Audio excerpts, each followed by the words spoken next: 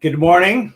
It is 4 a.m. here to Nick in Alaska. Actually, it's only 8 a.m., but I'm joined by Nick and Miles on the roundtable today. We were hoping to get more, but because the topic is just completely amazing, isn't it, fellas? Yes. We could all definitely talk for hours about this. Yeah, I mean, we were talking last week trying to come up with a topic, and I can't remember. I don't know if it was you, Miles, that came up with the idea. Somehow it came around that, there's a lot of cards that are still on our want list. Even if you are a set collector or you're a player collector or you just like collecting cards from a very specific year of a player, even, there's always going to be a card or two or more that you want. I mean, that's part of collecting it's just the chase, right? Like, everything online, all the eBays and all these other sites that, Miles asks 100 questions about before he uses. But, like even those places, there's cards everywhere. They're accessible everywhere. And so it's easy to be like, ooh, something new. And so our top want lists are going to be a lot different, I'm sure, but I think it's just endless, right? It's an endless endeavor. So it's I don't know. I mean, how do you guys approach that? There's thousands of cards I want. You're right. It's not more. And Instagram doesn't help. It makes it worse. I mean, I'm curious, like either of you, like how do you all manage that whole want list? Do you have one on a computer? Do you have one on a piece of paper? Is it up here? Like, how do you do it? For me, I use a trading card database quite a bit for like on the computer, so I can go back and forth between computers and still have a set list. But I also use Excel a little bit too to try and track. But if you're going down the list of my PCs, like the really big ones, like the Friesen, it's like there's just tons that I haven't even touched yet. So right. I'll start with the TCDB want list. But I like that feature a lot. Open to ideas for sure. But, yeah, I generally just kind of have like a draft in my email. I got a couple different ones. I got one because there's a few cards I need in the 70s just to finish some sets up there. I got one for 90s insert sets I'm trying to finish, and one for PC guys, and I got a little list. And it's really accessible because I can just hop into my email at any time. Right. It's just a draft. It's not to anybody or anything, but that's kind of how I, for the most part, keep them, kind of in line. Because like you said, it can get kind of crazy. Right. No, absolutely. I think that trading card database is a super, super sweet feature, Miles. I really liked using it for my Tebow. I think I made a want list of like 100 cards, and then I saved it to my computer and then deleted it, because what it does is it adds, unless you make a separate collection, it shows up as cards in that collection. So the way that I have things organized, I use it to let me know how many cards I have of that player.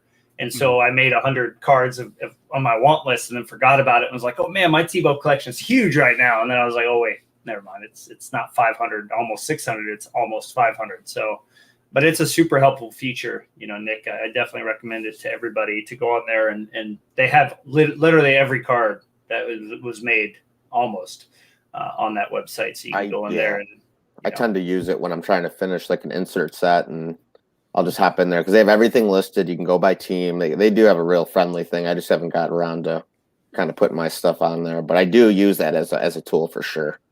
Right. Yeah, I'm kind of the same way. Like if I'm hunting like an insert set or like a PC, that's kind of where it's most useful. I find if I'm just throwing in like sets or like just individual base cards or inserts, it's like if it's all over the map, it's just too much time invested to throw individual cards in. But if you have like a bunch of one player that you want to go through, great tool.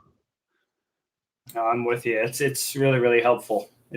I think the organizational piece is huge. I think we all have our own ways of doing that, but I will say that this new collecting endeavor that I've been going down the last few months is pretty daunting. I think, Nick, you have a very specific, focused way of collecting, with finishing off sets and then maybe having just a couple players. And then you say you only collect them from the 90s. So it's really easy to narrow down, like, what you're looking for. I mean, for me, like Marc-Andre Fleury's got a couple, 3,000-4,000 cards probably. I don't even want to know how many, but Oh, I was Go just gonna ahead. say you mentioned Ichiro there the other day, and I happened to look up on there how many he had, and wow. No.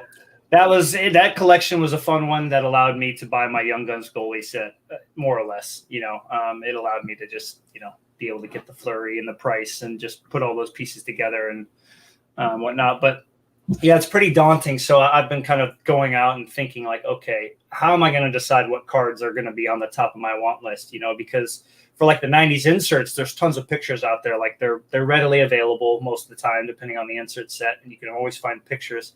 And there's some Fleury cards out there that I know probably look awesome, but I just can't find a picture of one because none have sold recently. Yep. So do you guys? This is something that I've done in the past. I haven't done this with Fleury yet, but on my computer I have a file of like want list cards, and I go on to WorthPoint or another site if you can find where completed listings are at, and you can find pictures of listings from all the way back to like 2010 or so, and then I'll save the picture into that file as like, this is a card that I want to check off the want list. Have you guys ever tried doing that before? I haven't yet. No, like I said, I still got my dinky little Gmail draft so far. For the most part, like because I chase a lot of 90s stuff, so I kind of just, most of these cards are already kind of just, the image is just, lasered into my brain as it is. Right. Like one card I need is the 94-95 Don Ross Elite Gretzky, and they're available, but I'm not paying $70 or $80 for a card they made 10,000 of. So, and that's another example of a card that's just, I can see it in my brain. It's just a card that I've seen so many times. Mm-hmm. So for a lot of the stuff, at least that I'm chasing, because like you said, a lot of 90s stuff I've seen. Some of the newer stuff I will if it's a cool looking card. Like I think it was 2012-13 Panini certified or whatever. They had like an Immortals. I don't know. They did some hot box thing. I'm not really sure. That was a cool set that I bought a few of. Like the Stature, that's really cool. But like you said, for the most part, these cards are kind of just lasered into my brain. Right. For the most part. Yeah, that's pretty good, especially on some of those iconic inserts. That's like elite inserts. All three of us know exactly what card you're talking about. Exactly. You can just see it. Just hear it. You see it. Miles, have you ever done that before, with certain cards where you get pictures put aside of them, or are you pretty much like, exactly what they are going to be? I kind of will just hop on ComC just for the visual. Like I really like TCDB for like the listing, but there's a lot of gaps as far as photos go.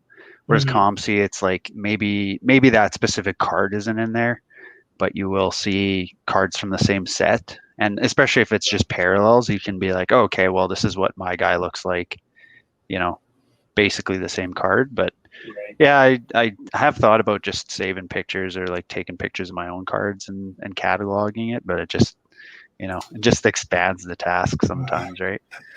That is, it is much fun as it is scanning some cards in. I have the scanner here, and you guys have seen some of those. I mean, they're fun to do.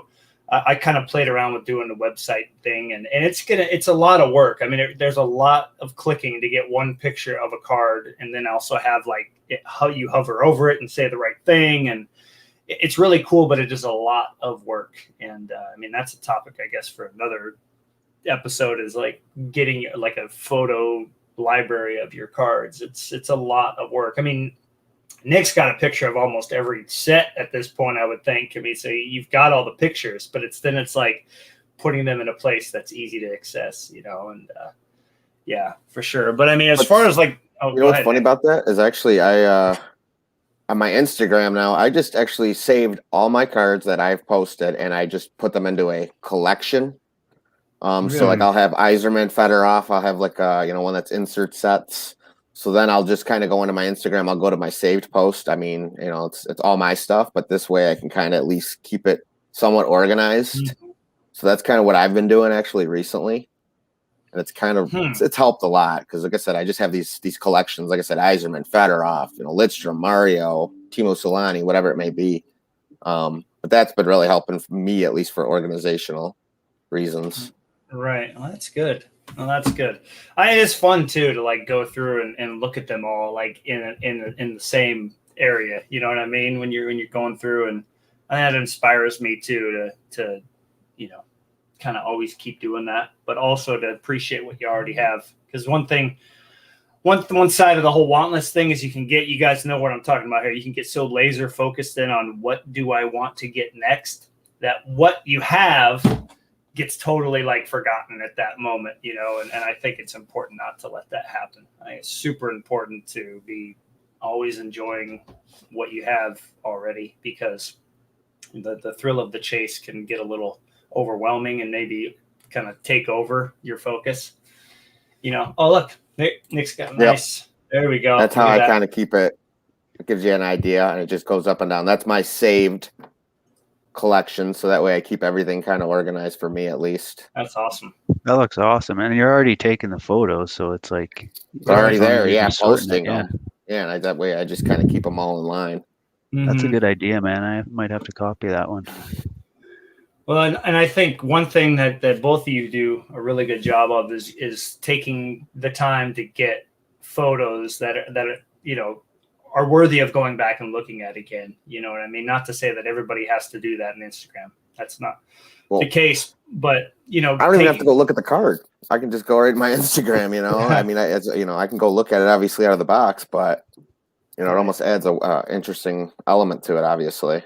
And speaking of that, this is a little you can keep it in the safe, eh? Yeah, exactly. This is a little off topic, but what's with e-cards? I'm sorry, I don't understand that. I don't get it. I didn't mean to derail it, but I do not get that. I noticed those recently. Like free shipping. Someone messaged me on Instagram and said, "Hey, would you like to get in on this Brian Trottier NFT?" And I went on the site, and it was like $1,000 for like what's basically a JPEG. And I was like, well, that's really cool, I guess, if you want to pay that, but like I don't get it. No, sorry, I didn't mean to derail you there, but I was just like something that came across my radar recently. I don't get it either. Like, if somebody takes an amazing picture of a PSA 10 Griffey or Griffey rookie or Gretzky rookie or Jordan or LeBron, and they take a perfect picture of it and crop it, are you going to pay money for that picture of that card? Like, that's just the stupidest thing I've ever heard of in my life. All right, yeah, I do not get it. It just. I want the card in my possession. If I want it. I mean, I'm going to say one thing, and then I'm just going to forget about this topic, I guess, because it just make me annoyed. There's a lot of people that are unintelligent in the world, and if they're going to buy something like that, imagine what else they'll buy. So, hey, man, just take the warning labels off things, and then the problem will sort itself out. Take warning labels off things. It reminds me of Bill Engvall's segment. Here's your sign segment. Stupid people should wear like I'm stupid signs. Anyway, I'm not going to go there. I'm going to offend somebody, but it would help a lot. Like, oh, look at the sign. Let's just sell them to digital cards, or her, or whoever. Yeah, whatever. Okay. I don't understand that. But as far as like want list cards go, I can tell you that all three of us don't want any digital cards. That is a guarantee. But and you're off the top of your heads, are there any like cards? You don't have to say top three since there's only three of us, but are there some cards that are like, oh my gosh, I've got to have this card? Like, you go to sleep and you wake up thinking about it sometimes. You can't wait to like add it to the collection because it kind of completes like a trio or completes that year. Or give me one that stands out right off the top of your head. Oh, I don't want to spoil it. I got a couple lined up here. Oh, good. Well, I mean, I guess I'll start by saying diving into Fleury has been fun, but also expensive because he happens to be like the most popular goalie of who plays now as far as, rookie cards and all that stuff goes. And so Upper Deck made some really nice rookie cards, and his premier rookie is one of the nicest they made. It's got an amazing picture. It's got a giant, well, not giant, but like a really nice 2 or 3 color patch and an on-card auto, and it's out of 99. And that is probably like the top of the line. It was another card, but I got super, super lucky with the person I bought the ice rookie from. So I was able to cross one off. So I'm pretty excited. But he's just got so many expensive cards that it's easy to be like, yep, that's a want. That's a want. That's a want. So I have to have the tough choice of being like, okay, prioritize, Exactly. So I would say that premier rookie is definitely like top dog, just because it would look really nice next to the other two, complete like the trio of tough Fleury rookies. Yeah, I have 2 big boys. One I probably will never see. It's probably super rare. Is that Pinnacle Totally Certified Iserman Mirror Platinum Gold. Oh. I'll probably never see it. If I do, it'll probably be at least, a down payment on a car, I'm sure. But another one that's I would hope is somewhat within reason. I've been thinking about it a lot. It's just that 98-99 Bowman's Best Atomic Refractor Fedorov. I really want the Sergey. I don't see it, but I mean, there's 100 of them, so within reason, I would hope I could come across one at some point. It's not like they're out of 10, but I've never seen one available, to be honest. That's got to be so tough for you because he sold me the Tebow, and knowing how amazing those cards look and wanting your player in that set, that's got to just I have the Iserman and I picked up a Shanny, so it'd be nice just to get the Fedorov too because I'm a big Fedorov's right behind Iserman for me at least collecting wise. Mm-hmm. But like I said, just haven't seen it, but hopefully one day. Are there any other Red Wings in that set? Lidstrom. I saw one auction off for like maybe 75 5 or 6 months ago. Right, I remember that. Osgood's in there. Yep. McCarty's in there. I think Jan Glabowski or whatever his name is, the prospect in there. Exactly. That should be all of them because I think it wasn't that big of a set in general. Maybe 150 card total. Will was showing me he finally got a Maniluk. He picked up a Maniluk from that set, and I was like, "Well, when you move to New York City, if you need a home for that thing, you know where to go." I'm starting to think there's like 600 of those. I see them everywhere. Yeah, I see Maniluks everywhere. Yeah, that's funny. He's been collecting a lot of them. He's got a pretty nice little atomic collection himself. For a guy that has no money to spend, he's got some pretty nice cards. That's what I'll say. These people that watch this don't know, but Will's favorite thing to do is look at this awesome card that I can't afford. And then he eventually gets it. And you're like, wait a second. How does this work? What then he turns around and sells something. I know. You can't help it. He's hilarious. I wish you could make it on here more. Yeah, or we'll throw up a card and we'll be like, hey, remember this set? This set was awesome. We'll just be like, no. That set sucked. No, garbage. That set is garbage. I'm with Miles the other day. Trash. He goes, we need a whole episode where Will just trashes on a bunch of different things. Just like that Fleury's garbage. That Iserman looks terrible. Yeah. We all pick up a card and Will picks it apart and makes us see the error of our I like that. Yeah, let's just all bring like 5 cards in and just let them rapid fire. Yeah, just let it rip. It needs to happen. Amen to that. That's funny. Yeah. What about you, Miles? I mean, you've joked a lot about having okay, that could be a fun side PC. Oh, that could be a fun side PC. Do you still have very specific cards of players besides the stamp of approval that you're trying to pick up? Well, I'll share. So of course, I've got just the Friesen rookie, but. So I bought the Dwight King Young Gun 101 that I posted recently. Oh, that's cool. And the same seller, I probably overpaid for that card, but I wanted that card. That same seller has the Friesen 1 of 1, and I have it up right now, and it is currently listed at $400 US. Now it's a great looking card. It's a 1 of 1. It's a buyback, but that guy is so far out to lunch. It's been available for how long now too, right? Yeah. Every once in a while I throw in a different offer and I raise them by $5 or $10. Don't use all 5. Yeah. And then he'll message me back. He's like, yeah, 300 US. It's a great deal. And I tell him that's awesome, but sorry. No, it's not. It's not a great deal.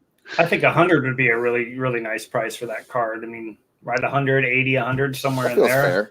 That definitely feels fair. For a buyback rookie, I mean, it's still a rookie card. It's got the stamp on there. It was pulled out of a pack.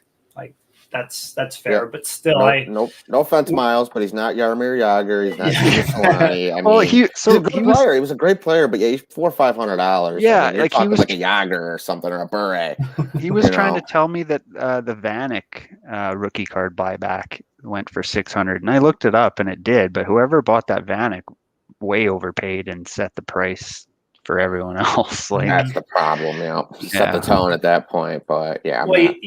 It's tough though, because I was thinking it would have been interesting to have a guy like Nick on here. Not you, Nick, but Tom Barrasso, Master Collector Nick, because he like just like the Turco collector, they've pretty much got almost everything, and they're missing just like cards like that, like a buyback 101, and they're like, oh, I'll do whatever I can to get that card. I think that's what you see with some of those people is they're like, I haven't bought a card in like months. It's like, okay, I haven't seen that. I want it. Boom, 600, fine. I'll take it. That's what happens with 101s, or something very rare, because some of these guys, I mean, they're very loyal to who they collect. And, like you said, they got such an advanced collection at that point. Yeah. What else are you chasing? And like, it's always something. Like Nick was saying, like he has guys reach out to him and they know what he collects. So they highball him, right? Because they think that, hey, this guy needs this card to complete a collection. I'm going to pin the price down, right? Yeah, that's dirty. It's sad, but that's the world we live in. Whereas, like, if I know that if it's you, Nick, I can just like send you a Pop Warner card, and you're gonna pick it up because that's all you collect, right? Yep. Yeah. Yeah, but I mean, but Nick, you're in I think Miles you guys are in a really good spot having multiple things that you're trying to kind of finish off or collect, because you're not just like pigeonholed into this one player or one or two cards left, and that's where I'm at with Tebow, because if I only collected Tebow, I mean, first of all, my bank account would look amazing probably, but I wouldn't be buying any cards right now. Like Jimmy, surprise, dug up the score artist proof that I needed, the black ice artist proof, as he was able to dig it up. But other than that card, I'm thinking like, other than like some Pacific, like copper, blue, and other parallels, that's it. So it would be really tough to not overpay when a card came up, whereas with Fleury, he's just like got a ton. And with your guys' collections, you got like a set here, a player here, or this player here. It's like, you don't have to overpay for cards. That's what's really nice about that way of collecting, find something that there's a lot of, so you can be picky, Yep. Get your hands in a little bit of everything, and that way you don't overcommit to something, and set a limit for everything. Because like I was talking about that Gretzky, Don Russell lead. I mean, there's 10,000 of those out there. I'm not paying those numbers that are out there. No, don't do that. But at the same time, though, we talked about this on my baseball podcast yesterday. It's like, even though it's not baseball, think about the perfect example, Luka Doncic Prism rookie, a base Prism rookie. There's more than 10,000 of those out there, and a PSA 10 is like, what, $1,500. It's like, sometimes the number means nothing because the desirability for that Gretzky is just so incredibly high. You might have to. You might have to. Yep. Nope. You just gotta put your foot in the ground, because I bought the year before for I think $20, so I felt like that was a good price. I was like, I can definitely pay that. That's where I got the 93, 94. Same thing. I think they had 10,000 of those as well. Mm-hmm. But like you said, I mean, sometimes you got to make that decision, and like you said, I mean, the demand is just there for certain guys. Like a guy like Felix Potvin, another guy who's just, his stuff's always in demand. It's always going for high numbers just because of the following he has. Right. Oh, for sure. I actually just saw Potvin. I don't collect them at all, but it was the Z team from 95, 96. Yep. Oh gosh, that was just a beautiful looking, awesome picture of him. And I was like, ooh, yeah, okay, there's a card I might like to have sometime. But yeah, then you have to make tough choices because there's just so much. I think that's one thing that's so important for every collector is they have to narrow their focus somehow, because if you don't, it's so easy. When I was just collecting goalies there for like 2 months, oh man, it was endless. Like that picture looks cool. That picture looks cool. That card is awesome. So the goalies always got the best pictures. So who does? Goalies, they always got the best pictures, always the best action shots. I mean, there's nothing better than a good old windmill save like the Glenn Healy from 94, 95 Pinnacle, I think. That's one of my favorite cards of all time. Yeah. That's a really good one. For me, it's like the first one that sticks out is like the John Casey from Upper Deck, 90-91 Upper Deck, or the Wah from the following year was just the mask shot from his Canadian days. Like, there's just so many cool cards like that. It was endless. I was really like, okay, I need to focus up a little bit here because I wouldn't be able to stop myself. Especially goalies, man. That is just that's endless because they all just look so cool. It's just some of the shots. Just seeing them just in their stance alone, you know. Right. And again, just like Instagram, it's like you see it there. Like someone posted the 96, 97 Pinnacle rink collection of Terrari, where he's in that Sharks jersey and he's just stretched out like big windmill. Like Yeah. And I was like, Great card. Yep. I got to add that card. Yeah. That is a whole nother thing, man. Instagram is the worst enabler, but also the best enabler in the world for us hockey collectors. Cause it's just like, we've talked about this a lot, base cards and just like cheaper parallels and whatnot, man, they get just as much love. And so you see that you're like that Wah upper deck card. I was like, I got to get that. The Blaine Lacker upper deck card, you know what I'm talking about, where he's got like the animal claw on the side of his mask. Like I paid money for that card. I never thought I would, but I'm like, I've got to have that. That looks amazing. So I think Instagram does a good job of keeping me on track with like Flurry, because there's a couple guys that post the stuff and I'm like, ooh, add that to the want list. Didn't know that existed, you know?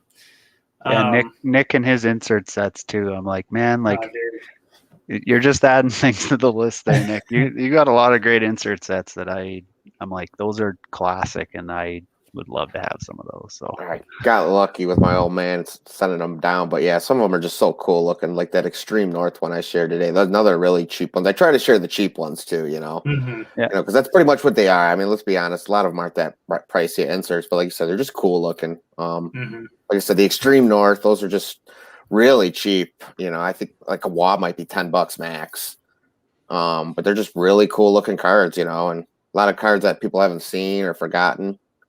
Things like that, you know, and it's nice to see them all together too. There's something to it when you see a full set like that. I love when you put those pictures of the entire insert set run. That's just like, oh, that would be so hard to complete nowadays. You know what I mean? Thank goodness your old man got started all those years ago, because to put it together for a decent price, some of those sets, it's just, and then just to wait for him to show up, let alone pay the money for them. You know, all the pictures are difficult, like that Topps Marquee Men Power Booster set I did. That was 33 cards. It took me like 10 minutes just to lay them all out. And like, there's 33 of these. It's just amazing on some of them. Right. Like you said, they just, you know, you only see what you can see. There's only so much available. And that's when the market gets set where it gets set. Well, I can tell you this, man, with the way the market's going with 90s inserts, if some emergency happens in your life, you'll be just fine, my friend. I'll tell you what, that 95-96 Summit in the crease Kirk McLean recently. I saw one go for 60 US, and then one recently went for, I think it was maybe 30, 35 US. It's just so funny because that should be a $2 card. Well, weren't we kind of talking about how that could be a short print of some kind? I think Jimmy said that there's a possibility that was short printed or something. I thought somebody said that in the group chat. I can't remember. I had one. Made me tempted to kind of sell it, but I'm still just needing the pot vend from that set. Which one? The 94, 95? 95, 96 Summit in the crease. They're beautiful cards. As soon as I get the pot vend, I'll have the master set then of 95, 96 Summit. I'll have every card they made. I got that Artist Proof, Mad Hatter's, GM's Choice, and I think in the crease were the inserts. But yeah, I'm still looking for the pot vend. But yeah, the McLean, for whatever reason, has gone for big money in the recent weeks. There's some pretty serious McLean collectors out there. I mean, he's still putting like modern sets too, and that kind of he's in that classic Canucks jersey too. Yeah, you know, right. I mean, and that mask. Yeah, is he still around? Is he still involved in hockey nowadays? You guys know? No, I know I've seen him on Instagram a few times. I think he's involved in like philanthropy in Vancouver, but I don't know if he's still in hockey. I wasn't sure if he was kind of in the spotlight, because that kind of means something too. You know, you see some of those former goalies or players, for instance, that are doing color commentating during or after the game, interviewing players. You know, kind of people still see them, and so they want to collect them. You know, but McLean still gets put in a lot of upper deck stuff. Like he's in the Cup a couple times. Like he has a pretty big following. So at the same time, I saw a patch card recently of his too. It looked pretty sharp. Right. Like you said, they're still making his stuff. So some sort of demand, obviously. Yeah. He was a great player. I mean, should have won a cup probably, and maybe in 94, but I mean, he was a great player. But it's just kind of crazy to see these inserts you would imagine are cheap, but maybe like you said, maybe it was a short print. Maybe they didn't make as many of the McLean. You know, who knows? I'd love to know the print run on a lot of these cards. Oh yeah, no. Well, would love to know. The ones that don't have those serial numbers, like Donruss and Leaf were always so good about, even if it was 5,000, they still, it's like we've been talking about that. What, 96, 97 select certified mirror gold out of 30. Exactly. Yeah, out of 50, out of 100. I mean, who knows at this point? You see more golds than you do blues and reds. I'm telling you, like Will said about the Kirk McLeans, if there's 30 of them, they're all on eBay, and the one he has, that's all 30 of them. So yeah, it's hard to say. Like I said, I wish they would have serialed a lot of this stuff, but yeah. one thing early in it. Sorry, Nick, but one thing I want to make this connection. There was a guy that how there's the electric diamond hockey cards, right? They're parallel from 94, 95 upper deck, I believe, correct? Electric ice. Electric ice. Sorry, I'm thinking baseball. And then electric ice and baseball, they're electric diamond.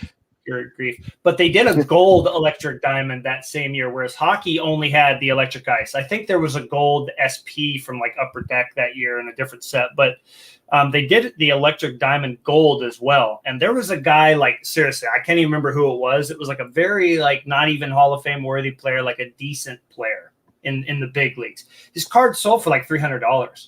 And that kind of goes back to that, like, there's a guy that collects him, and that's the only card of that guy he has never found. So I'm paying, like, I will put $1,000 top bid, and good luck outbidding me.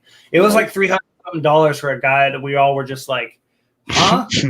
Like the A-Rod I bought was like 30, I think, and it's which makes no sense. But it really makes me think, like with that Kirk McLean, they probably don't show up very often. It could be short printed, or everybody's got them in their collection. And so when one finally pops up, they're like, I don't care what I got to pay, So it's, when it comes to wantless cards, I think we're all guilty. I know I've done it a couple times, but I overpaid then. Maybe now I wouldn't, but you overpay for the ones that you really, really, really want, or if you don't, I don't, you have really good patience. I think sometimes it's really hard to just let them go. To me, it depends. If there's a lot of them, I can hold off. But like you said, if it's a rare card, there's not a lot of them.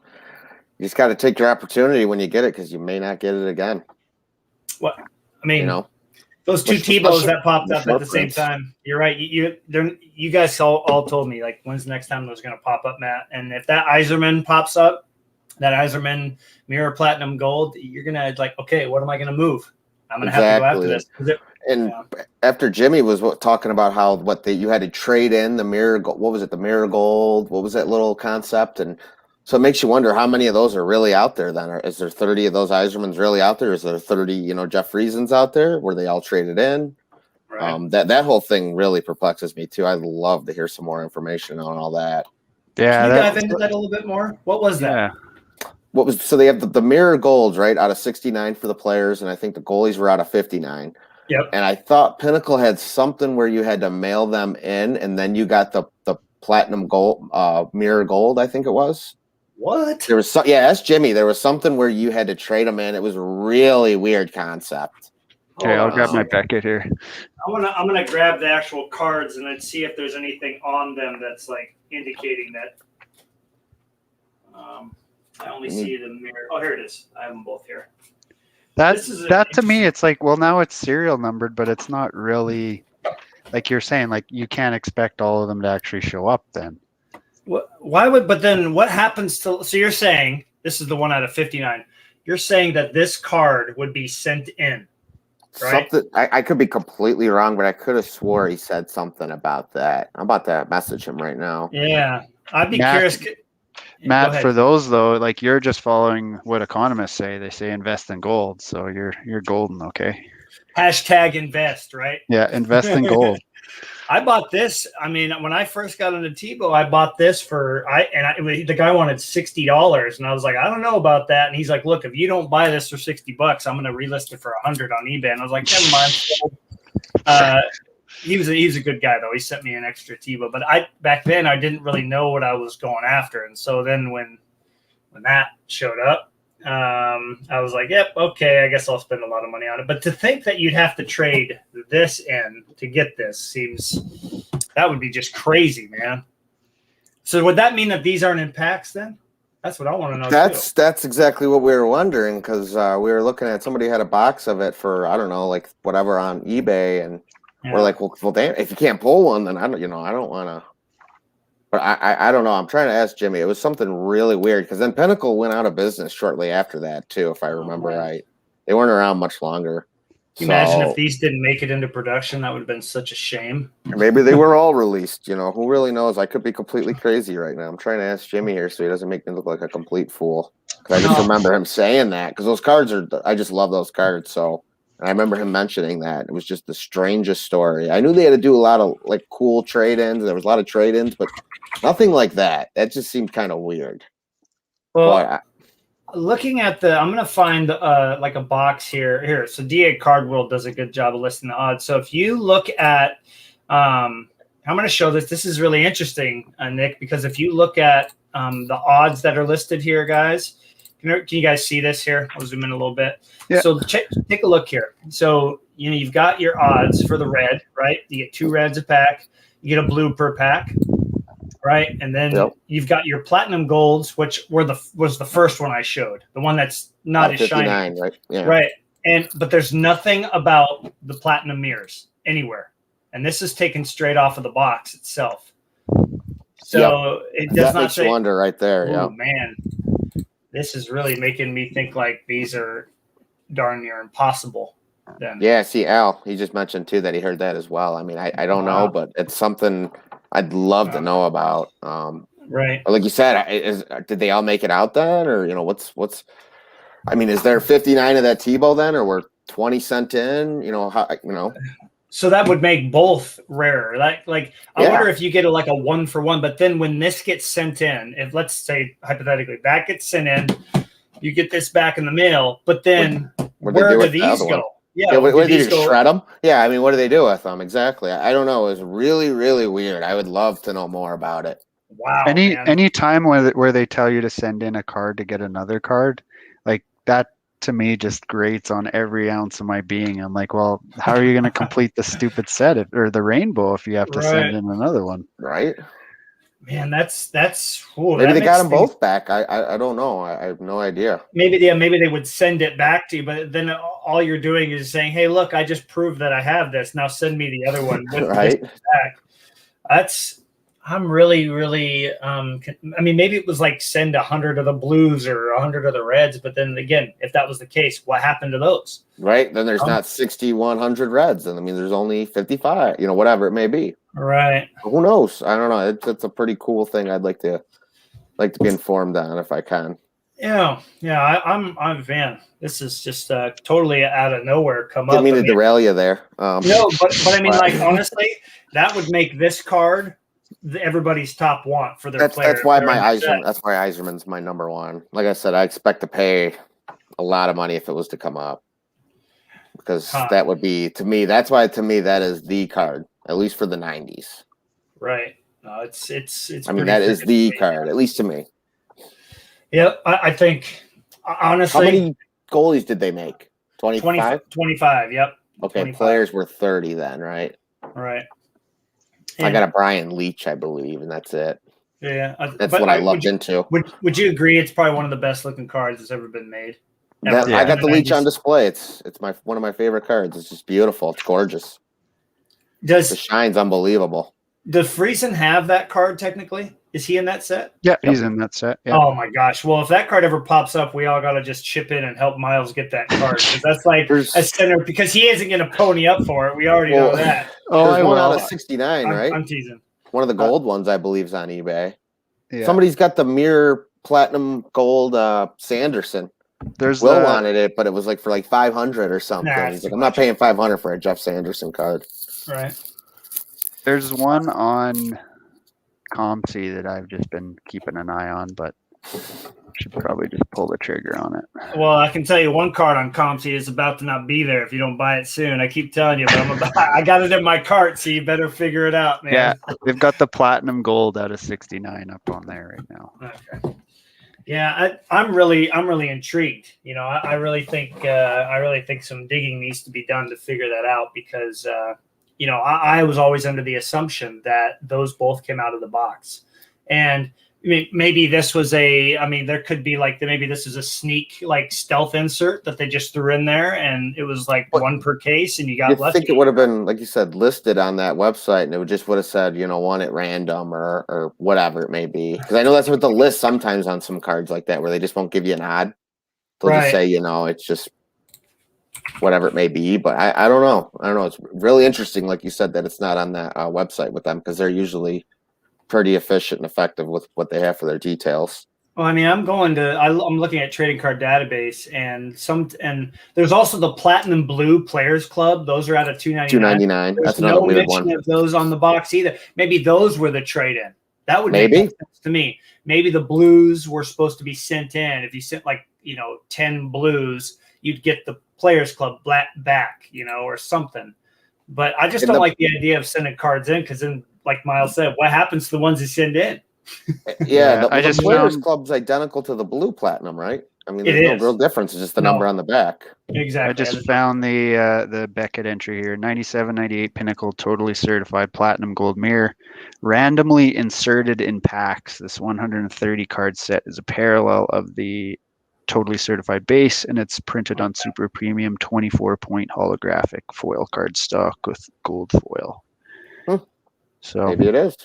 Apparently they're in packs, and that's the mirror gold out of 25. What does it say about the Players Club then? That would make more sense that the Players Club thing, it would be those trade-in cards. Is that the same? Is that in the certified or the total? Yeah, totally certified. Yeah. Interesting. I find that Beckett gets harder and harder to find stuff in. Is it, are you in the big fat Beckett, the real big? Yeah. Okay. You guys got that. Yeah, I can't find the Players Club for that set, but I'm sure it's in there anyway. But well, and that's the thing. Apparently it was in packs. So. All right. The gold was. Okay. Interesting. Yeah. Funny that it's not listed on the box, though. Yeah.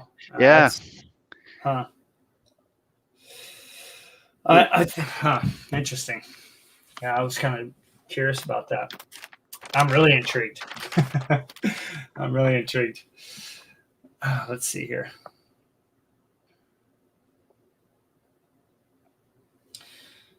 All right. Okay. Well, now everybody that's listening, good luck finding the Platinum Mirror Gold should be number one on your want list now. I think we've convinced everybody. Yeah, we boosted the prices. I know. Damn we just shot ourselves in the foot, huh? Well, damn it. Yeah. I don't have to worry about it, but that's also me being a selfish idiot. I like seeing you guys get those cards. I mean, I saw these, and by the way, the peel is still on there. I don't know why, but it's still on there. I think it was actually Al or somebody that said don't peel the card because it technically damages it. And I peeled, just to let everybody know, I peeled that, the one out of 59. I peeled that, and it came off easy. But I'm really scared to peel the mirror gold, the platinum mirror gold, because the peel is perfect. It's not raised on the edge anywhere. So I'm kind of like, okay. And if I really want to piss Will off, I'll just do it on camera and send it to him, because I know he's like totally against that. I can't watch that. That would be like, that'd be heartbreaking. I don't want to see any peels ripped off. From his active days, I'm still. Well, what three cards are those? Miles is on top of it. I'll just let you handle the comments, man. I'll just sit here and talk. You're like the best co-host ever, man. You're on it. Nobody else does that in the baseball podcast. Nobody checks the comments. It's always just me. So I'm not used to that. So that's the instance. Like Tatu, right? Did I get it right? I should just mispronounce it now and get it right later. But his McGillney collection is incredible. What could be left to get? It's got to be like 3 super obscure cards. And when they do pop up, does he go, I'm going to pay whatever I have to get these. I don't care. It's definitely different than where we're at, because there's a couple flurries that I'm like the cup enshrinement cards. Have you seen those before? They're beautiful looking cards. It's a headshot, lots of beautiful foil with kind of light blue acetate, like a layer of acetate almost on the top, and then it's autographed. I mean, it's just an autographed card. That's all it is. But for some reason, man, those things sell for like $150 when they shouldn't, So it's really one of those things where I have to be picky, Nick, where I'm like, I like this card, but not that much. Just like with the Gretzky, you're like, not $80.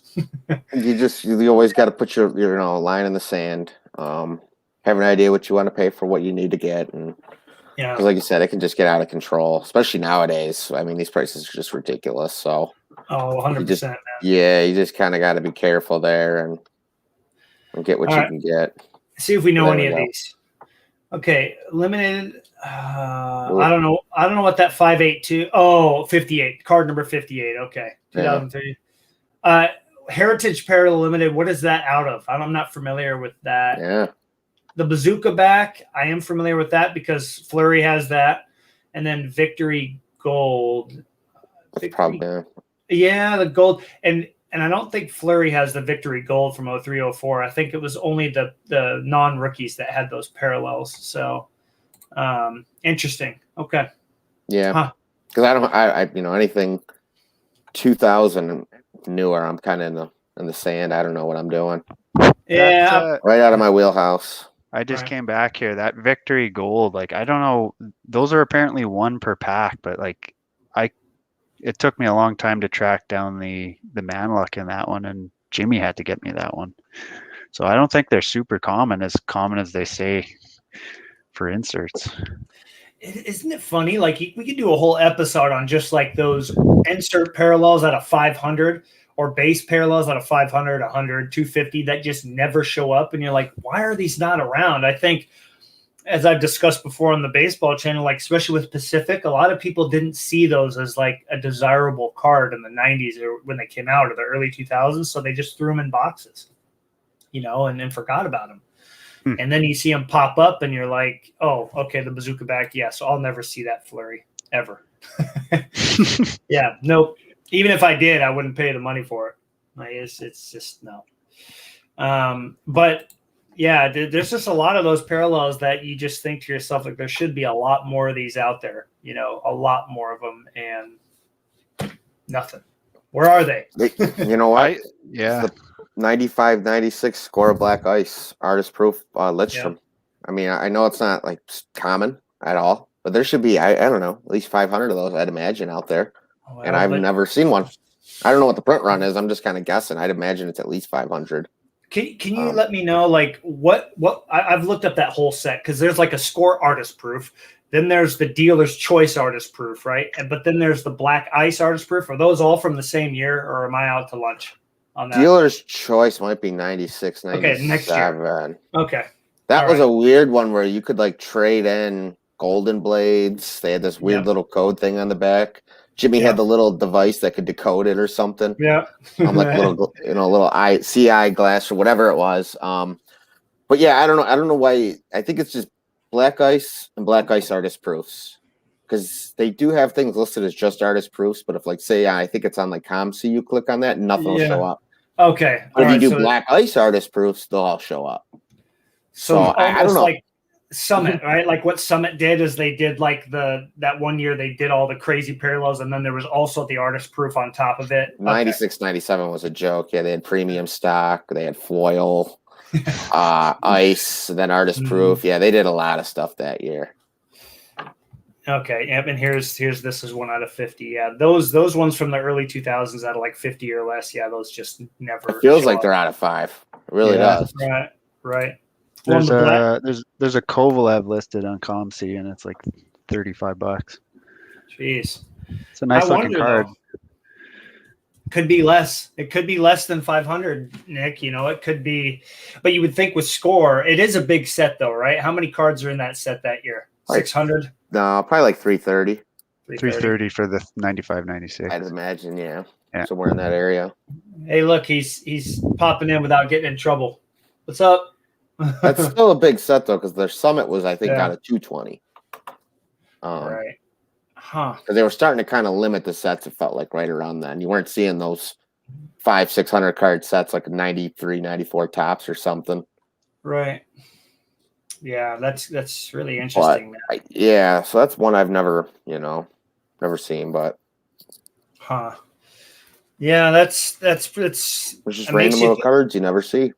Yeah, there's a couple I had, just again, like my Manlock. I think that's the closest one where I'm close to finishing off all the cards. Mm-hmm. And like, I've got the Pacific Omega, and I've got the what do they call it? Opening day issue out of 56. Mm-hmm. But I can't find a red, and you'd think a red would be a lot more common than the out of 56. So that one. And then Like I've got this one, Oh, those are such beautiful cards. but I want the ice blue. I need the out of 67, and I've never seen one of those. Same here. Never seen a Tebow. Never. And then, sorry, Matt. I'm just No. monopolizing Go here. for it. Yeah, go for it. And I've got the MVP, and unfortunately, like the silver script, it doesn't actually have a signature. It's just like a printed type along the bottom. Mhm. I didn't like that concept. Yeah, I hear you. Like that Weird. makes me sad for this one, but like I can't find the gold script, which is out of 100, Yep. or the superscript, which is out of 25. It's like you don't see them, especially Those for look the less really common nice. players. Those are really shiny. That one's out of 100 and one's out of 25. The gold script, but it kind of depresses me to see the stamped down signature. Yeah, I wish they could have just got his signature. Yeah, right. No joke. But those are an example, just like Collector's Choice. You know, you see some of those Collector's Choice, Prime Choice Reserves. I know hockey has those as well as baseball. Mm-hmm. Those never show up of guys like Mike Manilow or Manilow. Thanks. But Tim Salmon, Greg is a big Tim Salmon guy, and that is like his number one want. And you would think there has to be a Tim Salmon out of 100 from this set. Never shows up. So it's like those players. I think Tebow, Manilow. I mean, we have it before. How many are sitting in unopened boxes? Yeah. Or the boxes got chucked because there was too much extra product. Yeah, sitting or on Walmart sitting in Ryan's shelves. closet. You know, four of them are sitting in Ryan's closet right now. All right. I mean, but there you go, name. There's an example of a want list that you're like, okay, I can see that because those are high gloss cards that are just like never going to show up of anybody, let alone a Young Guns, you know, like, yeah, those are going to be tough ones, man. But I mean, he's collecting an affordable player, so you never know. You know, it kind of works with you when they do show up. But yeah, I'm with you on that one too, Miles. I've never seen a Tebow from some of those MVP sets. I have a couple, but some of them I just have never even seen, you know, so makes you wonder if you're ever like, because Nick is in a good place because Yzerman and Lindstrom, you're going to see those way before you see Manilow or Tebow. For sure. No, you will. You know, from chasing some of these parallel sets, it's a lot easier to get the big guys than it is to get some of these commons because people don't really want to go out of their way to list them. You know, they're like, oh, you know, why am I going to list this? You know, Michael Pavanka, artist proof. You know, but somebody's looking for it. They are. They are. Didn't you sell all those Bowman's Best Atomics eventually? You sold all of them eventually, didn't you? All of them because you threw up that one day when I found the Tebow? The ones I had, I sold Tebow, obviously, to you. Yeah. I sent Manilow to Miles. Yeah. And I don't think I sold any other ones, to be honest. Really? Huh. Interesting. Because I got a Craig Janney that I still have. Yeah, Craig I only have like 4 or 5 of those. Yeah, and a Greg Johnson from Toronto. Yeah. And then Yzerman and Shanahan. But no, I don't think I've sold. Wait, I had a Grant Fuhr. Yep, I sold the Grant Fuhr. Yeah, that's a given. He that one would probably be the first one. That one went quick. I remember I posted that. That thing was gone within 4 or 5 days, if that. You know, that one went quick. That was the other one. I think that's why I forgot about it. Right. Yeah, that's. But Tebow went quick too, obviously. Yeah, he wasn't last long. That was awesome. It was a day off. Woke up on Monday morning. I was like, "Holy crap! You've got to be kidding me!" There it is. Please let the seller be a good guy. Yeah. Please. Well, too bad you didn't get that one, but. Yeah, I know, right? Some other Jocelyn Tebow Master Collector got him or whatever. Anyway, let's not talk about that. It's interesting too when I think about the eras. You know what I mean? You guys are most of your want list cards are in that 90s era. You know, whereas for me right now, you know, I have to focus more on the kind of modern cards of Marc-Andre Fleury and get picky with what I want to go for because there's just so much. You know. And it's a bit daunting. So I have the 90s part of me wants to chase down like the parallels of the base cards, right? Like the SP Authentic Limited out of 100. Those are really fun to chase down, try to put that whole run together of his playing years. You know, there's some MVP retros with the super scripts and gold scripts. So I still, collect it with a 90s mindset in a way, you know, only on card autographs, no stickered nonsense. I stay away from that. That's a weird concept too. Oh man, it's Every now and then, though, I've noticed, I was talking about this last night, is hockey seems to do a good job, Upper Deck does, of building cards with the sticker auto in mind. You know what I mean? Like they build the design around having the sticker in there, like it's got like a gold frame around it or something, whereas baseball, they just kind of slap it on the card and call it good. You're just like, oh, geez, this is horrible. So, yeah, I don't know. I guess it kind of goes both ways. I mean, you guys don't really chase the autograph cards as much, do you? For some of your wants? I do. A little bit, yeah. Like I liked all the BIA players from 99 through 03, 04, right in that kind of wheelhouse. Mm-hmm. I really like those. So I always try to, and they're really cheap, to be honest, all things considered. So I like to pick up a lot of those when I can. I've got pretty much all the Yzermans throughout there, except the golds. But I know those are out of like, I don't know, 50 or out of 90 or Are they really? A lot of those. Yeah, they're short printed like that for a few of those years. I didn't know that. I mean, because I saw you got some of those vault cards, which, man, talk about another way of just confusing people. Like, yeah, I don't like that, to be honest. I'm like, so is this, like I got a vault, the Players of the Millennium Yzerman autograph. And the first 90 were autographs. So was this one of those 90, this vault I have, or is it I mean, what is it? Yeah, that's those ones they confuse me, especially for like a short print. Like it has a serial number on the back. I don't really know what, Yeah, like you might have. There's a couple where I'm chasing them, and the short print's already down to 15 or 20. And then now you've got this extra one. So it's like, are you diluting the pool of the rest of them, or is this within that, or what's going on here? Mm-hmm. I'm really confused when I see it. Like a Marc-Andre Fleury mask card. They did that, the goalie mask cards, Beyond the Mask or the Mask 4, 5, 6, whatever. But then it's got the V on it, and I'm like, just like an extra one that was made that got thrown. Like, is it a 101? Like, anyway, it's a bit overwhelming at times, so I tend to just pass those up. Like, oh, I'll take the pack pulled one, please. Thank you very much. No, as long as it's an Yzerman autograph, I'll take it though. As long as it's an authentic autograph. But like you said, I don't get that vault stuff either. But that's a whole other story for another day. Right. No, for sure. There's no end in sight though. If you want to start going down that road, you'll be busy for a while with all the vault stuff, man. I mean, I watched somebody open a box actually on YouTube. The guy that the Heroes of the Crease YouTube channel, I think he opened a box of it, and it was really interesting to see like how it was put together. Like, oh, that was from 98, 99, and that's from like 2003, 2004. And it's like, huh. Because those were a specific product box, right? Like it was like vaults across multiple years. Is that right? Yeah, I think so. Yeah, I think they did a vault thing, and they just threw tons of different years in there. It's almost like they had a bunch of back stock, and they were like, well, let's. Did they do buybacks too? Wasn't there like some buyback or? I wonder. Probably. Yeah. I think my ledger might be something like that. Certain buybacks also are the same, where they were out of a specific box selling just those, and like they go for big money, but is the return really there?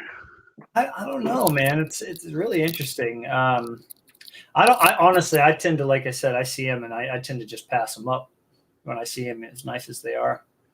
What you got there, Nick? Like this one, it's from supposed to be from 99, 2000, but it's got this little X guy here where it says 0203 on it. Huh. But then I look it up in the book and it says like, if it's this whatever signature, it's 1.2 times the regular autograph. So say, it's $10, it'd be 12.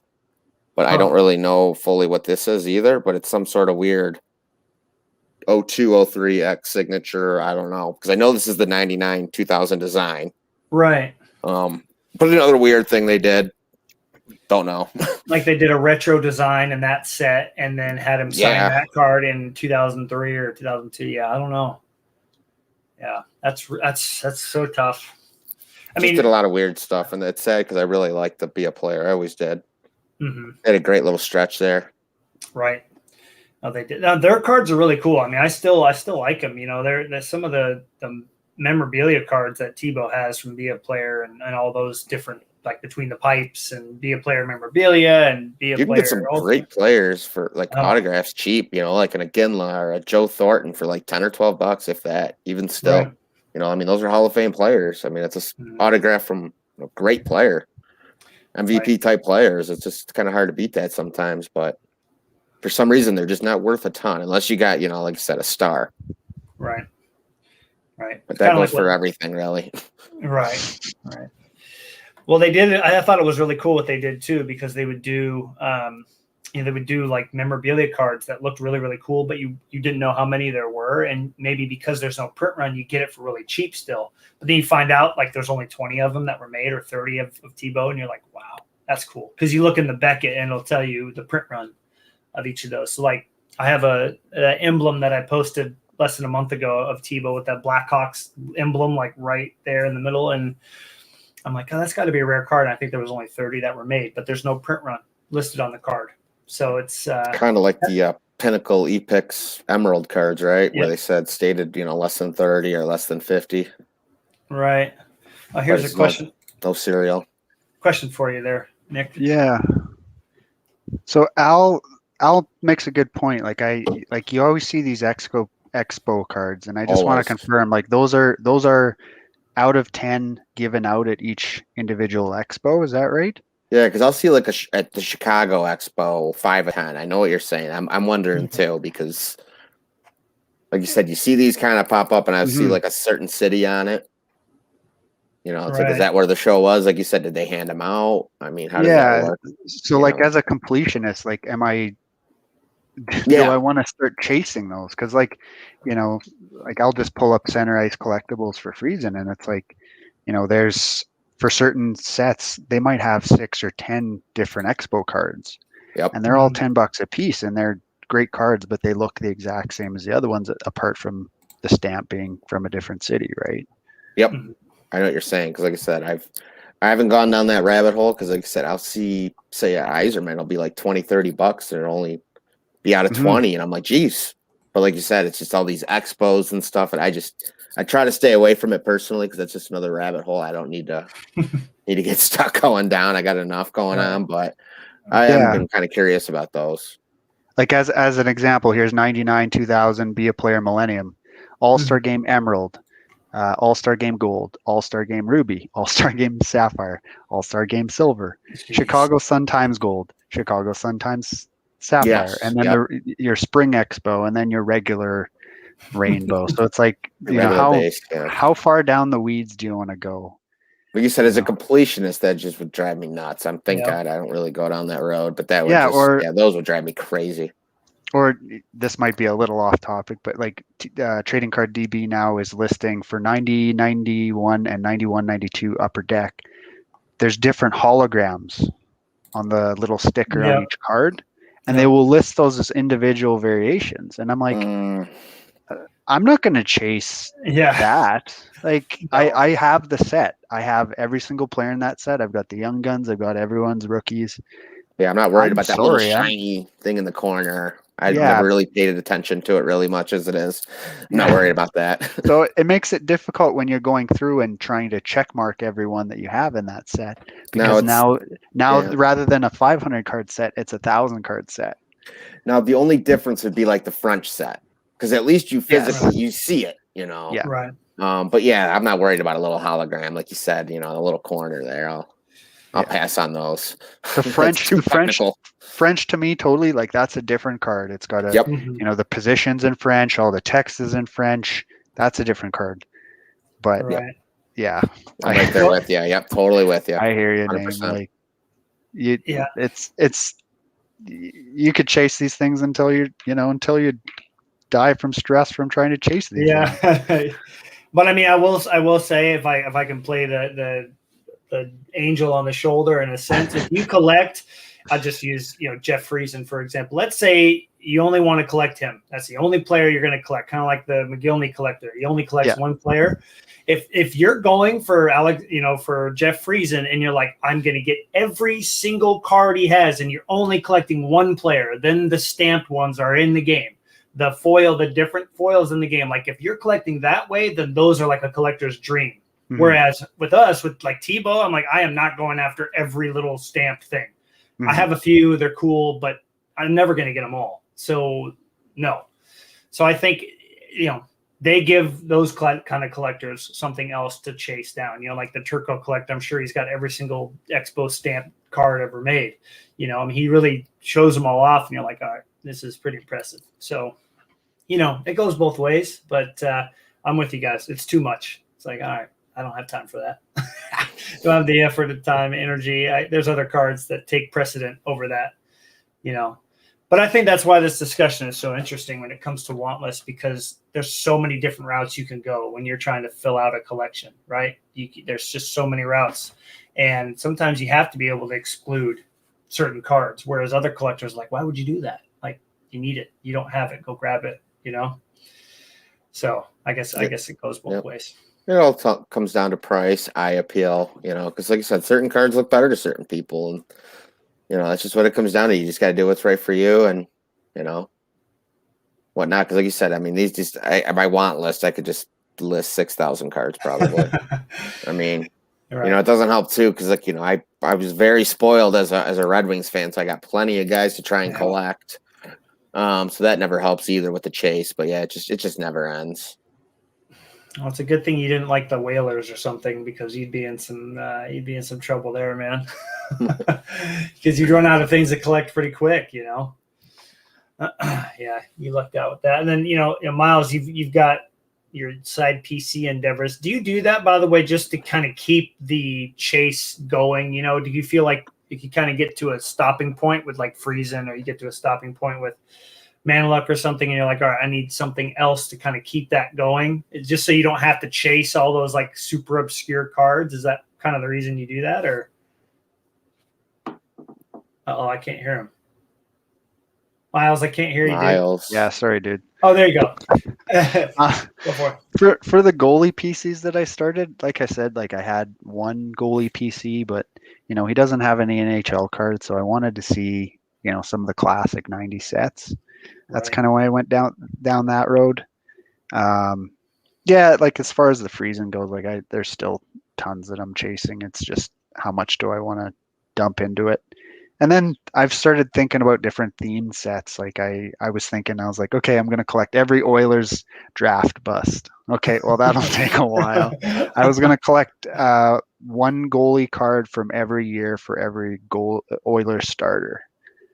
And I was like, that'd be kind of fun. You could get a wide range of sets across the different years, and you could just get one card of each, and like it would have a finite amount.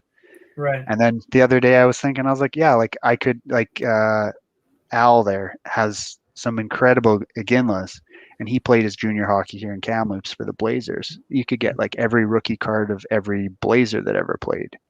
Like it's just, I don't know. Part of my brain is just like, hey, like here's another project to work on. You haven't finished this other one, but you can start a new one. Right. So I don't know what makes that happen in my brain, but there you go. But I mean, that's like that's the collector in us. We're always trying to find something new to do. You know what I mean? And not that collecting one certain player is a bad thing, but I think for certain people it can run a little dry. Whereas Nick, you got Red Wings, so that covers. I mean, like if you wanted to start going modern, you got Zetterberg and haven't even touched any of that. Yeah, and you could you're never gonna find a stopping point if you don't want to. Whereas for me with Tebow, I've kind of like minus maybe some base cards I don't have. I've kind of hit the wall. So where do I go? Collect the goalie that I've always liked since he was drafted. I think that was an easy choice, knowing that there's so much, so I can just kind of go pluck away at some base cards, and then maybe pluck away at parallels, and then grab another patch auto, and then just kind of dab around. It helps. It helps because it doesn't feel like there's going to be like this wall that I'm going to hit with Marc-Andre Fleury. He'll still be putting new stuff. Yep. So let's be real. There's just so many guys that are in hockey that are just so easy to like and to get behind and collect. You just have so many options, so it really helps there. And maybe it doesn't help in the aspect of just it never ending and finding it, because I'd love the PC so many guys, but like you said, you just got to draw that line. Right. That's true. It makes me kind of curious to talk about like drawing that line. Can you guys think of the last card that you were like, oh man, I really want this card, but you had to let it go? Like, I feel like if you're able to let that go and then don't think about it, like for instance, the last one for me was the Cup emblems of endorsement. Those are out of 15 or 10, I believe. There was a Marc-Andre Fleury out there from his Penguins days that ended within 10 minutes of the I've shown this card a few times, but this year's version of this card, the canvas red ink. Yep. And I was like, okay, which one do I really want? Like the dual patch auto from the Penguins days or a Vegas Knights? It's a really, you guys will see it. It's a beautiful card. So when the Cup got to a certain point, I was like, I'm out, and so I went all in on the canvas one because I wanted it to go with this one here. And I haven't thought about the emblems of endorsement since then, although it would have been amazing. But can you remember the last card that you had to make that tough decision to just let go? It's been a while, but it was probably that Lidstrom Atomic Refractor. Like I said, I went around for mid-70s or something, and maybe I should have just went for it. Like Jimmy says, you regret the ones you don't get, because that was like 5 months ago. And I think my highest bid was like 40. What's 30? What's an extra 35 at that point? But at the same time, who knows what that other guy's max bid was? He might have put 300 on it. Right. But I think that was the last one that still kind of sticks with me, where I'm just like, man, I kind of wish I had that right now. But that was probably the main one. Luckily, it's been a while, but I haven't been doing a ton of chasing. Right. Well, but I mean, does that also ingrain in your mind, like the next time it pops up, kind of go big or go home, hoping the other guy that bid high on it doesn't want it? A second copy? Yep. You never know, because there's been plenty of auctions where I just wasn't around at the time, and I just would have been like, damn, I would have definitely went for that if I would have been around, so I got caught up with whatever, Right. So there's always that possibility, but like you said, sometimes you just kind of got to bite the bullet, Right. But yeah, it's good. Well, I think it helps us learn when we miss those cards that, like you're saying, you still probably think about it. I already know an A-Rod. It was PMG. I could have got it for 150. That card is worth 10 times that now. Easy. Yep. And I will never see that card again at that price. So unless somebody makes a mistake. So I use that lesson when I collect now. Like there's certain cards where I'm like, it won't be cheaper than it is now. Can't be, especially rare ones. Yeah, absolutely. Especially those rare 90s inserts. What about you, Miles? I mean, is there a card that sticks in your memory that you had to let go? You just, unfortunately, were like, yeah, not going to happen. I'm lucky enough that, like, if mine are listed up for auction and they don't go for that price, they're usually going to get relisted. So I just watch them come around and around and around. But it's kind of funny sometimes, the ones that you don't expect to go. Like I went after a Dwight King there, the Young Guns, like the anniversary one where it looks like the 90-91. Yeah. And I threw in a bid that was way over. Like it was like $5 right to the end. It was at $5. I think my max bid was like $23. And the last second I got sniped. And I was like, there's no way that I got sniped on that card. I had like 20 more dollars in that bid, and the guy sniped me. And it's not that one won't come up, it just, those don't come up. At least I haven't seen them come up very often. So it's funny, the ones that'll keep coming around and keep coming around, and the guy will offer you 5 or 10% off and they don't go. But then it's funny, the ones that are just gone, Right. But it's, how about when those ones that keep coming around, somebody actually buys one, you're like, no, because like you're sitting there waiting, like, please don't sell, and it does, and you reach out and you're like, does it actually sell, or is it? And he's like, no, somebody took the big offer. I'm like, well, I guess I wasn't I didn't want it good enough. I mean, honestly, let's be honest. Like, if you want it bad enough, like that Lidstrom Atomic, when it comes up, as much as Nick says, oh, yeah, I don't think I'm going to spend much money, it's like, nah, you're gonna find a way to get that card, right? Yeah. My wife's coming home soon. Oh yeah. She won't watch this, dude. Don't worry. No, but if she gets home here, though, she might overhear something. So yeah, right. Yeah, no kidding. But I mean, it's true. The ones that, if you pay a lot for a card, you obviously really, really wanted that card for a specific reason. And you said it. I mean, for the most part, we all got, we got stuff we can move if we need to, if it came down to it. And we all got certain things that are in the back of our head, like, hey, if this shows up, I can sell this. It's always just kind of there if need be. So that's one great thing about this too, is we always have options. No, absolutely. It's tough, but it's true. I mean, I definitely had to move a side PC of mine. I moved a good chunk of it, my Rick Ankiel cards, and but it helped me, pay for the card that's in front of me now, and I think I like this a lot more. So, kind of goes both ways. I mean, I guess I also want to ask this question so I can segue into this showing this card. Do you guys have a card in your collection? I'm honest question that you overpaid for and are still upset that you overpaid for it, or no? No. That's the right answer. Nope. Like my Fedorov Z team, I paid a little extra for than what I would have wanted to, but at the end of the day, it's a tough card to get. So I don't feel too bad about it, but that's probably it really for me. Really? Well, Like I mean, said, how long ago was that? How long ago was that Z team that you bought? Maybe 6 months ago. I think I paid $70 for it, and I've seen a few sell for $40 since. Yeah, that's tricky because I feel like that would just keep $30 going that way. Yeah. I mean, it's not the end of the world, but that's one that, that's an example for me at least that I've seen a few go for less since. The one I got was an auction, and the other one's for 40. We're buy it now, and I mean they went quick. They weren't up for buy it now for long. Right. It makes you wonder what those people were thinking. Yeah, I would not do a buy it now on those, not at 40. No, you put it at 100 or 120. Best offer. Offers on it. Yep. Or you auction it off at that point. At least that's me. Right. Unless you wanted to sell it, and you're going to sell it quickly then. Yeah, but then you typically get less for it. I mean, in my experience, I've noticed that I've done a lot better when I leave stuff up with best offers, and that's what you did with the Atomic. The Tebow, you had it listed at like 80 or something. 40. Was it 40 or best offer? Yep, and you offered me 30. I think. Yeah, which is funny because now I just buy it for 40. Which was funny because back then I was still picking up so many different things that I had to kind of like, But anyways, yeah. Sometimes the seller doesn't respond, and you just got to. I've had it where people send me an offer and then they just buy it because I didn't, respond quick enough. Yeah. I didn't want to take that, chance of missing out. I've done it a couple times for sure. Definitely, especially rare cards because you just, you can't take that up. Take that chance. Right? No, you can't. Absolutely. I mean, what about you, Miles? I mean, you said no, that you don't regret it. I mean, have you overpaid for a card? Because you're a little bit better than we are. I think about being disciplined with your overspending in a way. You can call me cheap. No, I'm not. You bought that Dwight King, so you're not cheap.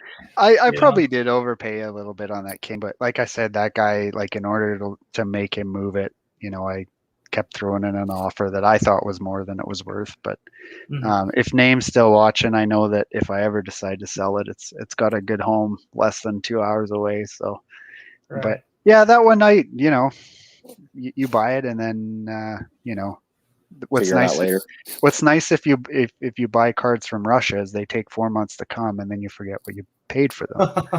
So that one took like 3 or 4 months to show up, and it showed up, and I was like, this card I'm glad it arrived safely, right? So worth the wait. Yeah, worth the wait. Yeah. Well, and I think too, when you go to decide that, okay, this could be a card I'm going to spend a little bit more than I might be comfortable with, you kind of find ways to justify it, right? Like, I can show the card here in a minute, but I went and looked at this Fleur. Oh, here we go. Let's see. Yeah. But paid less than what it sold for earlier that day. But I mean, that's the thing too. Like once you have the card, it's hard to have regrets. You know what I mean? Like one of the only air odds I ever overpaid for was at a card show. And I sold it because it made me so mad to look at it. So I knew that I didn't really want the card that much. You know what I mean? Like it just, there's very few that I could say that I'm upset that I paid what I did, because in today's market, let's be honest, you're probably going to pay more later, depending on the player. You probably will, or the card, right? Like, Atomic Refractor of it's not going to be any cheaper than it is now, because those are starting to just, go up. So that's how like Iserman is too, especially since he's back doing a fantastic job as a GM. Yeah. So that's definitely not going to hurt. The I'll take collectors. 5% of that. Yeah. So we know that's definitely, there's situations like that, or even like Joe Sakic over there in Colorado. I mean, their GM, and he's another fantastic GM. So, it's just going to make the market, those guys aren't going to disappear. People are seeing their names in the headlines every day still. Right. So, yeah, like you said, certain guys, they're just going to continue to go up. That's just the way it is. Well, You and just got to be aware. That's all. Just be aware. Another point here too, man. It's like you might miss out on a card, and you, if you do have regrets, that makes you think like, I screwed the pooch on it at that point, you know. And then there's some that I've decided not to bid on, and I just forget about them. So it kind of answers that question of like, all right, did I really need to get all worked up about it? But the card that I mean, I looked at how much these have been selling for, and when a card in 2019 sells for, you know, 75% of what it's listed for now, I feel like that's pretty much right on par with where it should be. So I've already showed this card on Instagram, but I felt like this is my most expensive card that I own. But this is Fleury's Ice Rookie. And for anybody that knows anything about Modern, the Ice Tier 2s out of 99 are 1 per case. And if you look up like an Austin Matthews Ice Rookie or a Cale Makar or Connor McDavid, you'll see, or Crosby or Ovechkin, you'll see that those are like some of the, you know, toughest rookies to find of any player. And so it was listed for a high opening bid, and I was pretty sure nobody else would bid on it. And I was right. And a little tiny part of me thinks like I could have maybe got it for cheaper, but at the same time, like, it's mine now, you know, like I sold all the cards to get the money for it. No regrets, you know. And I think when you have certain cards like that pop up, you just do what you have to do, right? You do what you have to do. Yeah, you got to jump at that point, because especially rare ones, man, they only come around so much. All right. Yeah. No, thank you. Yeah, it was pretty nerve wracking though, to be honest with you guys. Like, it's to own a card that's worth that much. You're like, oh lordy. It's not something you just don't go drop that kind of money on a card every day, you know. But it is kind of weird sometimes when you're just holding that card in your hand and you're like, holy crap, this is worth X amount of money. It's just kind of wild sometimes. Well, when your Gretzky comes back from PSA, you get to feel that way again, huh? Dude, I'm struggling, just waiting in anticipation right now. It's been in that last stage for over a week now between those 5 cards. You don't know what grade it got, right? Oh man, what was it when you sent it in? It was in another case, right? Yeah, it was from some off-brand USA thing. It was like I think they had a 7.5 on it. I'm guessing it'll come back as like a 5 PSA. 5 or 6. Yeah, I'm thinking 5. We'll see. That's still pretty good though, man. Yeah, you know what? At this point, I just, because I had the 2 Mario rookies and the 2 Wall rookies, I just want to see that they're, I'm pretty sure they're authentic. Had them forever, but it's just one of those things you always wonder, especially with those counterfeits roaming around. But yeah, I'm just really antsy to see what the grades are going to be. It's my first submission, so we'll see here. Hopefully it comes back soon. You were so stressed out about them because they like closed down shop right after you sent your cards out, raised the prices. Yeah. Oh, I got them in just in time. But yeah, well, they were, I think it's 8 stages. They flew through stages 5 through 7 within like 36 hours. 5 and 6, they were done in 36 hours. And then now it's been in stage 7 for 10 days. And it's the last stage before they ship it. So it's been killing me, but hopefully soon.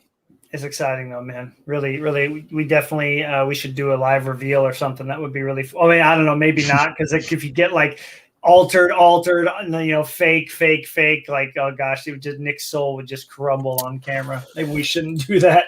Yeah, we'd have to put a rated R thing in the beginning, because there's going to be a lot of language at that point. Maybe some destruction in the background. So yeah, we'd have to warn our audience before that if that happened. But let's hope, knock on wood, that won't be the case. Well, we can have you at least share them. Have them share them on camera. I think that would be cool. You're the first one. I mean, other than Ryan, who sent a bunch in, you're the first one of us that has sent in cards during this. I know. Cartel sent like 200 in or something before they closed down, so he's going to have some interesting takes on grading. But this is your first time doing it. I mean, you're like me. And Miles, have you ever sent a card in to be graded before? No, I'm completely new to it, so I'm curious to see what you go through there, Nick, and like process start to finish. Yeah. No, it was actually a pain in the ass at first, because my order got flagged because the Gretzky was in that other graded slab. And I had to call them just to, confirm, like, hey, if it's below a 4, I could have kept it in that case, or, below a 5, whatever. But I just wanted a PSA case. But the problem was I had to call them. And I think they opened at 10 o'clock Eastern. a.m. and I called at 10:01 and they were already full. So I had to call back the next day. I mean, I was looking at my clock, 9:59, 55, 9 seconds, and I hit send. And I think I was 56th or 57th that day. And they called me at like maybe 3 or 4 p.m. my time. So about 6 hours later. So that process wasn't too fun, because I'm just like, man, my cards are on hold now. And I had to wait, almost 2 days just to get a hold of somebody. Because the first day I called, they go, we're done. We already filled up our full amount of calls for the day. Like I said, when I called at 10:01, and they told me to call back the next day. They were only open for a minute.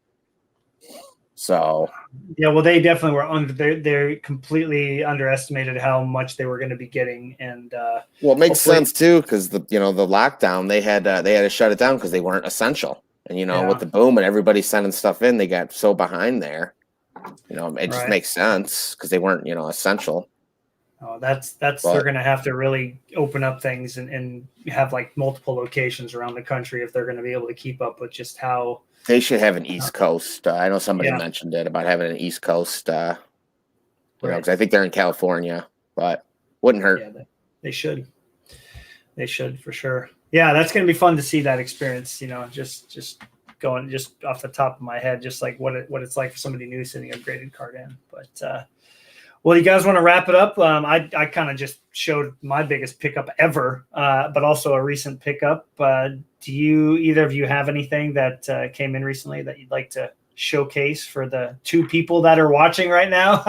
we'll get a lot more that'll watch. We get a lot of people that watch afterwards. So very, very small one, but I got the leather and laces Gretzky recently to finish that set, and I'm a sucker for anything Gretzky in a Blues jersey. I only saw him play live one time.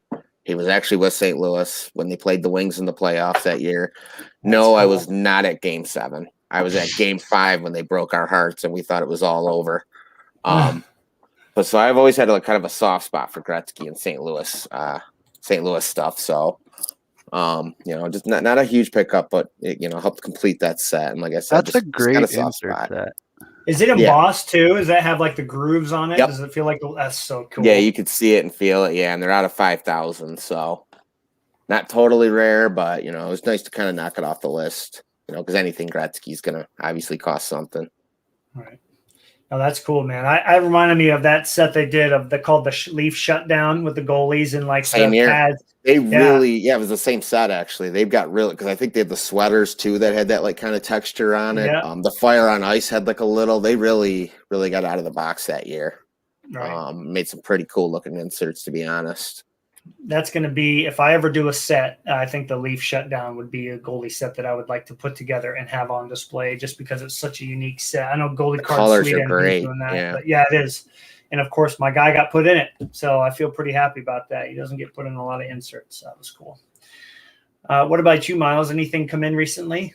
Well, he's not here, but Will's cards were like a pre-Christmas send. Oh yeah, the 4-month I sent him 5 months ago. Yeah, the finest refractor, and then the other one from that set. Oh, and every cool. time I talked to Will, he's like that bloody postal service lost. And I was like, dude, like I waited 5 months for a card to come through Egypt. Like I think they'll probably show up. So Will has the worst luck with the post office. Between the Corkum that didn't show up and then it got sent back, and he has the worst luck. Or the best, where I sent it to him. It was literally like 2 doors down from him. The lady could have probably just been like, oh, this is the wrong address, and chucked them out because I put the wrong address on the envelope. But she packaged them up and sent them all the way back to me. Really? So I packaged them up and sent them all the way back to him. And oh, wow. All that happened within the space of the time that these were coming in. I bet a lot of things happen in that space of time. Yeah, so I've got those, and then you see on the wall behind me, Mike Nguyen art. If anyone watching isn't following him, you should be. He's so cool. Got some really great watercolors. They really class up a card room or card space, and I can't speak highly enough. They also make good gifts. I've got a friend who's sadly a Canucks fan, and I gave her a little small one just for her, bedside table or like her living room table, and she's got nothing but good things to say about it. So, and they're affordable. They ship pretty quickly. They ship out of Toronto, and yeah, those are really nice to have. Yeah, those are really cool looking. Yeah. Heck yeah, man. No, that's great. Hockey art, we were talking about this before the show started. Hockey art is where it's at. Yeah, can't say enough about some of the artists that are in the Instagram community. I've shown, my my A lot of talent. Puckheads ones that I have. Those are back there on the shelf back over there. But he does a really good job. There's just a lot of really talented people out there, and it's been fun to discover all their accounts and see their work. So cool. Well, I hope everybody enjoyed this discussion. People that are watching it on replay, I hope it made you think a little bit more about your want list and how to attack that in a sense. Trading card database, great way to come up with a want list. Your email is also a good one. Nick will tell you. Just type it in the email if your cards that you're looking for.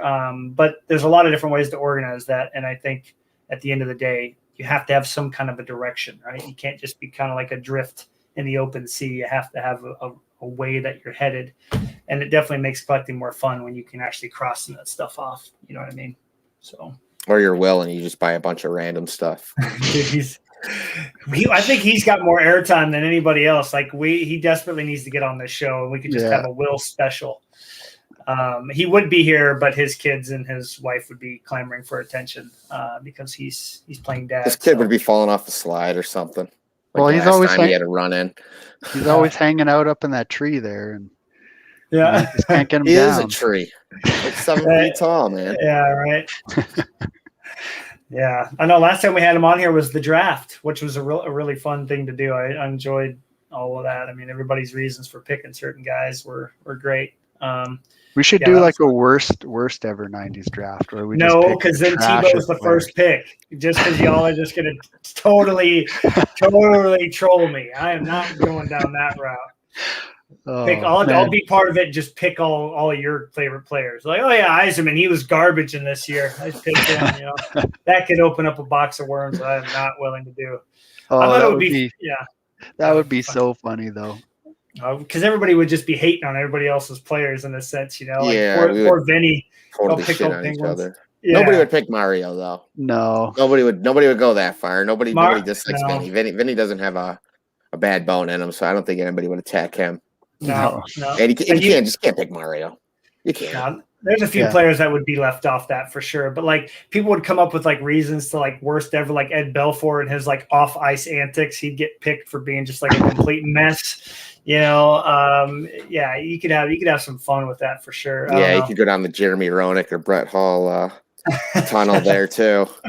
Oh my gosh, yeah, that would be fun. We'll have to set that up for a future episode. I will say too, for either of you guys, the regular season is wrapping up. We got like 2 weeks left, and the playoff races are tight, man. So it's going to be playoff hockey. I don't care if you don't watch hockey at all, but playoff hockey is always exciting because every game is super intense. And for one, am like super stoked because all three of my teams are just killing it this year. I can't believe I'm saying it, but the Penguins are good, Canes are doing good, and of course Fleury and the Knights are they're ridiculous this year. So it's gonna be fun. Coming down with the nitty-gritty. My team's been a little too hot. Kind of jumping up in that draft order, man. They've been winning too many games, but it's been a lot of fun. Right. I was gonna say Howie Radalad there. He messaged me the other day. Said Brathwaite for the Silver Knights. Apparently they used him as an emergency backup. They didn't actually put him in, but he was on the ice in his gear.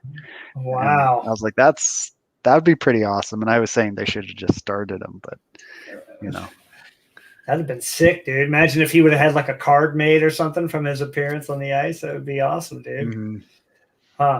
Yeah, it's been a really interesting time of the year because this is my first full year watching the game. Like all these goalies that are playing in their first or second game, like Swayman for Boston. He's from Anchorage, Alaska. He's been playing really good for the Bruins. Spencer Knight, he got in his first game and won for the Panthers. But then you got all these like the guy on Buffalo, his first win in like 6 or 7 years.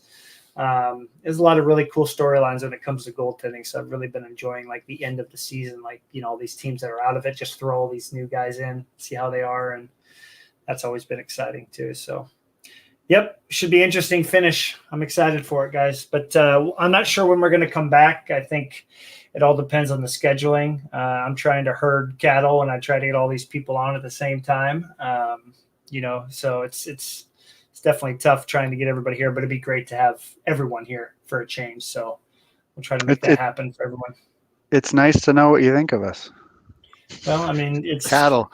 Yeah, I mean, whatever it takes, But no, it's definitely interesting being like the only unmarried without kids person here, because it's so easy for me to be like, oh, let's do it this time and let's do it this time, and because now that Nick's here, well, then 3 other people couldn't make it. So Nick, we went above and beyond to get you here today, man.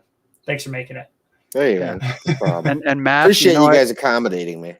Of course. We've just got to get Matt like a mail order bride. We can save on shipping because he's in Alaska. Like, you know what? Yeah, let's just take all our, take a month of our eBay, what we would have been putting in. Yeah, group it all together. Yeah, I like it. Mail order bride. Okay, I'm just going to close with this. Somebody in this town did that, and I've seen that. We can get him one from Russia. Russia's just across. You're right there.